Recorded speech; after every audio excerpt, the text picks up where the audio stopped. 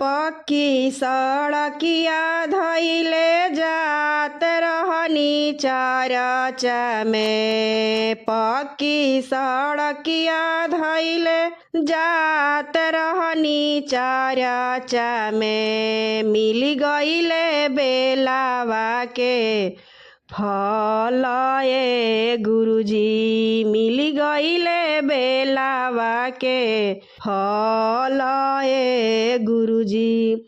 ओही जे बेलावा के शरबत बनवनी हो।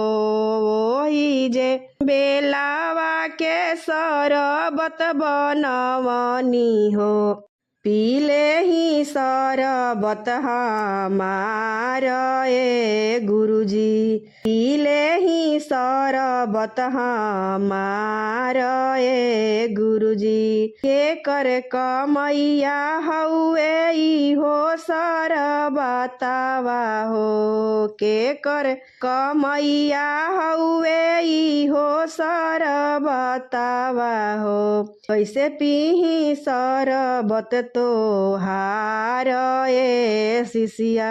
कैसे पीही शरबत तोहार ए शिष्या।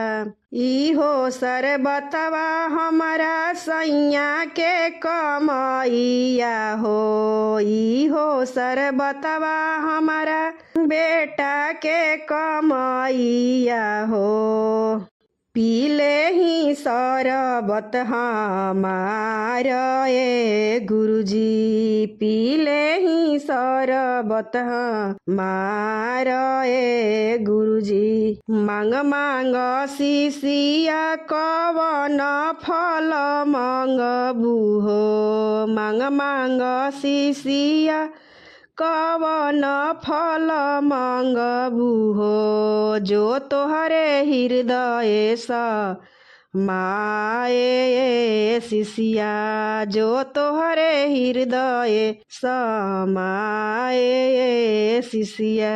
नैहर में मांगिला भाई भतीजावा हो। नैहर में मांगिला भाई भतीजावा हो। ससुरा में भरल भंडार ए गुरुजी। ससुरा में भरल भंडार ए गुरुजी। अपना के मांगिला अवध सिंदूरवा हो। अपना के मांगिला अवध सिनोरवा हो। जन्म जन्म यही बात ए गुरुजी। जन्म जन्म यही बात ए गुरुजी।